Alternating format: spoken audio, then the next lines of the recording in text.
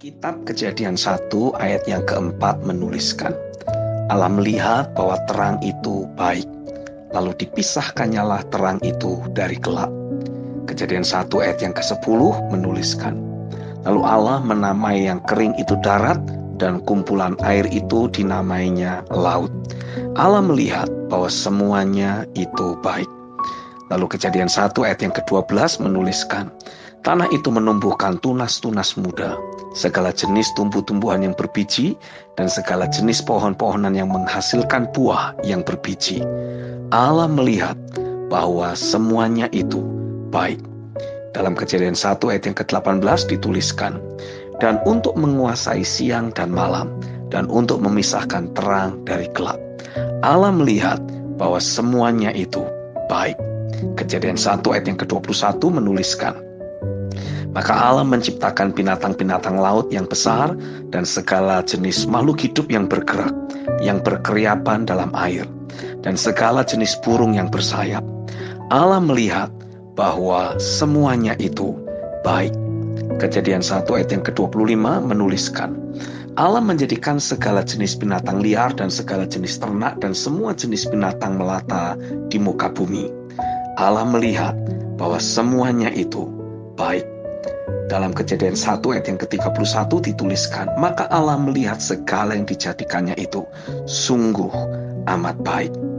Jadilah petang dan jadilah pagi, itulah hari ke-6. Dari Kejadian pasal 1 ini kita bisa menemukan ada 7 kali kata baik terus diulang dan diulang.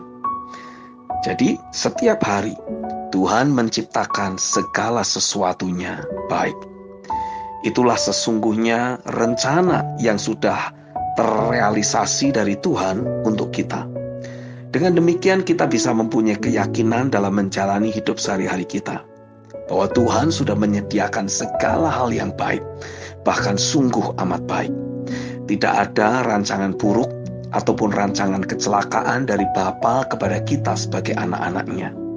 Bagian kita hanya hidup dari firman-Nya setiap hari. Imajinasikanlah prinsip ini dan teruslah memperkatakannya berulang-ulang sampai manusia roh kita berkobar-kobar. Saya yakin jika kita hidup seturut dengan pola kerjanya Tuhan, maka kita pun akan menikmati kehidupan sorga di atas bumi ini. Tidak ada pergumulan ataupun masalah yang bisa menekan kita, sebab kita ada dalam dunianya Tuhan. Jadi sebenarnya sangat simpel. Kalau kita mau hidup dalam dunianya Tuhan, ikuti saja cara kerjanya Tuhan. Maka seketika kita akan ada dalam dunianya yang penuh kebaikan. Cukup dengan berkata-kata saja, memperkatakan firman. Ya, sesederhana itu saja. Sebenarnya tidak kompleks ataupun sulit untuk melakukan hal tersebut. Kita hanya perlu menyingkirkan pola kerja dunia ini yang penuh dengan kekompleksitasan serta menuntut peluh keringat dari pola pikir kita. Itu bukan cara kerja Tuhan. Ia hanya berkata-kata, maka sesuatu pasti terjadi. Hal ini harus menjadi dasar keyakinan kita. Percayalah, suatu saat hal itu akan sangat sempurna teraktivasi dalam hidup kita.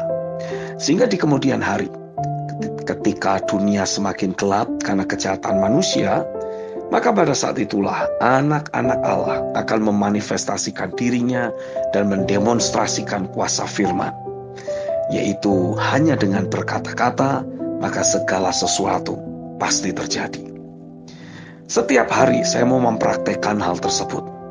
Pokoknya saya akan berdoa sampai Tuhan memberikan firman, dan saya akan mengimajinasikan serta memperkatakan firman-Nya sampai manusia roh saya berkobar, karena diselimuti oleh realita hadirat Tuhan, dan menjadi sebuah tanda posisi rohani kita ada di atas.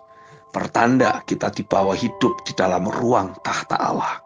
Roma 12 ayat yang ke-11. Dengan demikian, hari-hari yang akan saya jalani pasti baik.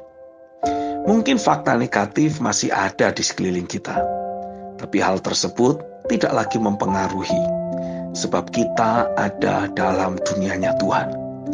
Kita bisa melihat segala sesuatunya baik adanya. Roma 8 ayat yang ke-28. Jika semuanya baik, apa yang perlu dipermasalahkan? Tidak ada. Pokoknya yang kita percaya hanyalah firman dan menjalani hidup seturut dengan apa yang Dia katakan saja. Amin.